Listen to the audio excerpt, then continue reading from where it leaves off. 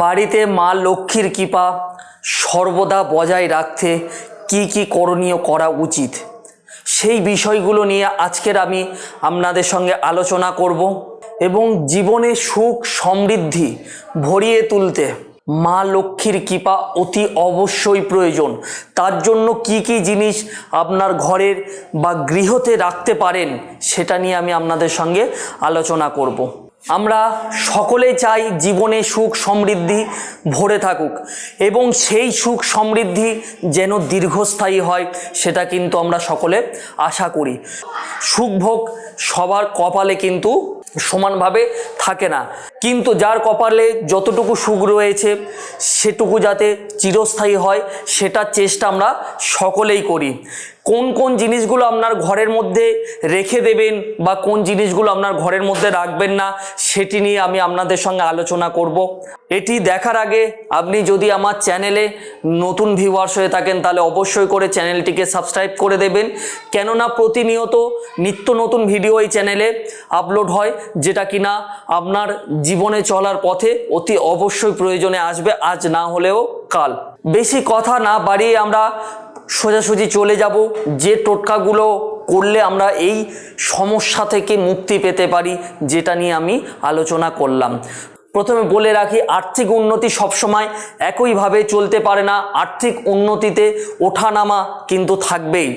যখন তা ওঠানামা করে তখন আমরা ভাগ্যের বিপর্যয় বলি, কিন্তু যদি আমরা একটু ভাবনা চিন্তা করে কাজ করি তাহলে কিন্তু আমাদের এই ভাগ্যের বিপর্যয়ে পড়তে হয় না। তবে আমরা সকলেই কিন্তু এটাই জানি, আমাদের সংসারে যা কিছু আর্থিক দিক রয়েছে সেটার মূলে কিন্তু স্বয়ং মা লক্ষ্মী, এবং এই স্বয়ং মা লক্ষ্মী কিন্তু প্রচণ্ড চঞ্চলা। তাকে গৃহের মধ্যে বেঁধে রাখা এত সহজ নয়, এবং তাকে গৃহের মধ্যে বেঁধে রাখতে গেলে যে যে করণীয়গুলো রয়েছে সেই করণীয়গুলো অবশ্যই আমার এবং আপনাদের করা উচিত।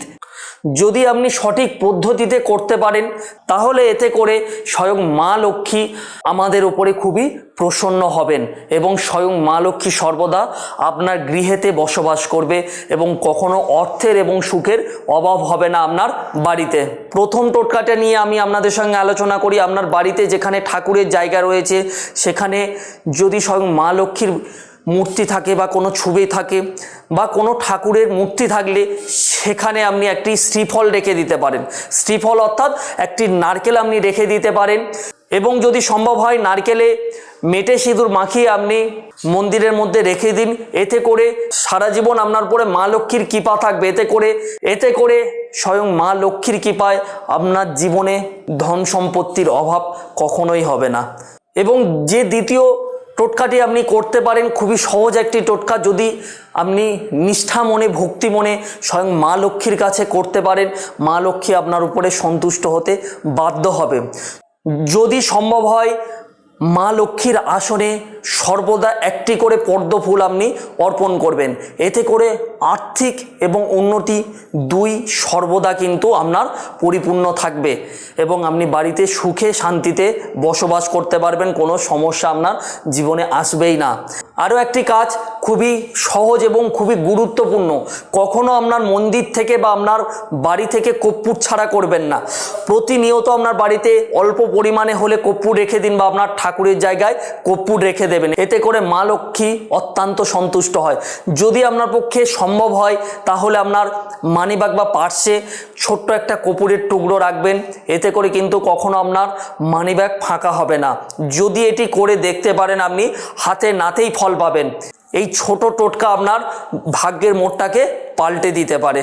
এই যে তিনটি টোটকা আমি আপনাদের সঙ্গে আলোচনা করলাম এটি কিন্তু অনেক পুরানো একটি তথ্য, যেটি কিনা লিপিবদ্ধ করা ছিল কিছু পুরানো গ্রন্থ থেকে নিয়েছি, সেটা আপনাদের সঙ্গে আমি আলোচনা করলাম। এবং এই যে তথ্যগুলো আমি দিলাম এই টোটকাগুলি আমি অনেক ক্লায়েন্টকে দিয়েছি যারা কিনা করে আজকের উপকৃত হয়েছে। তারপরে কিন্তু আমি ভিডিওর মাধ্যমে আপনাদের কাছে ছড়িয়ে দিতে চাইছি। বলে রাখি, এই যে বিষয়টি নিয়ে আমি আপনাদের সঙ্গে আলোচনা করলাম।